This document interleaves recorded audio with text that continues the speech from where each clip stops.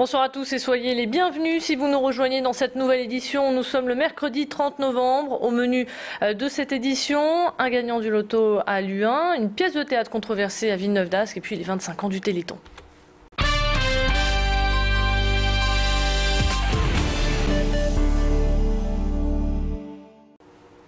Si lundi dernier vous avez joué au loto, alors vous avez peut-être remporté le jackpot de 7 millions d'euros. Le ticket a été validé ici à Luhain dans ce bureau de tabac et l'heureux propriétaire ne s'est toujours pas manifesté. C'est la première fois qu'une telle somme est gagnée ici. Les gérants s'en réjouissent et espèrent bien que le gagnant est un fidèle client. En cette fin d'année, vous êtes très nombreux à tenter votre chance. Le loto reste le jeu préféré des Français. Une nouvelle qui a tout de même fait son effet. Aujourd'hui, tout le monde essaie de savoir qui est le gagnant de cette fortune. Quand la Française des Jeux a téléphoné aux gérants, eh bien, ces derniers n'en ont pas cru leurs oreilles.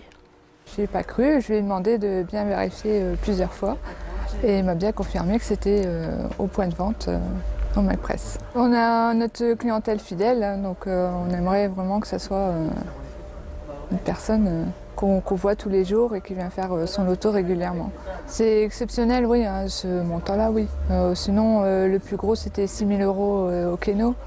Mais ouais, là, c'est vraiment le plafond. Ça peut, oui, drainer beaucoup plus de monde et leur dire tiens, ici, un gros lot, bah, je vais tenter ma chance aussi.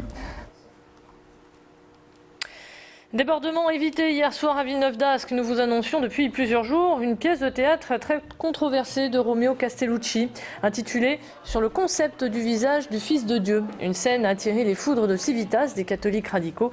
Résultat, les forces de l'ordre ont quadrillé le secteur du théâtre de la Rose des Vents. En face du mouvement mené par Civitas, il y avait la Ligue des droits de l'homme et un collectif antifasciste. Ensemble, ils ont organisé une contre-manifestation.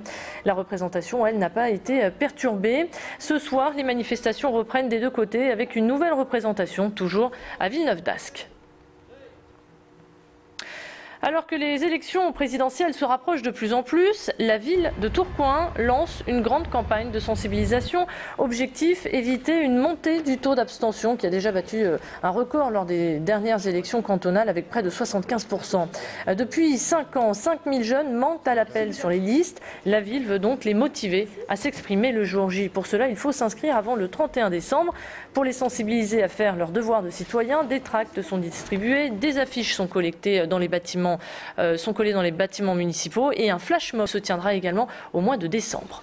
La campagne en fait, a été organisée en 2 temps. Jusqu'au 31 décembre, une grosse campagne pour inciter les concitoyens à s'inscrire sur les listes électorales ou à se mettre à jour de la liste électorale. Ensuite, le deuxième temps va s'engager autour de la mobilisation. Être inscrit, c'est bien, mais encore faut-il venir jusqu'à l'urne pour déposer son bulletin de vote. Donc là, il y aura une deuxième phase de campagne qui va être travaillée plutôt sur les objectifs, pourquoi motiver le public à venir voter. Être inscrit, c'est bien, il faut venir voter maintenant. Vendredi, le Téléthon revient pour sa 25e année. Pour ce quart de siècle, les bénévoles se mobilisent une fois de plus. Le Lions Club s'installera cette année dans une des salles de l'Université catholique de Lille et sera l'un des 3 centres de promesses de dons avec Lens et Amiens. Malgré la crise, il s'agit d'obtenir encore plus d'argent au profit de la recherche contre les maladies génétiques. Vous êtes de plus en plus nombreux à passer par Internet au détriment du téléphone, le 3637.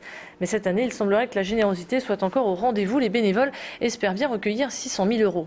Et puis à côté de ces dons, un défi sportif sera mené par le Lions Club.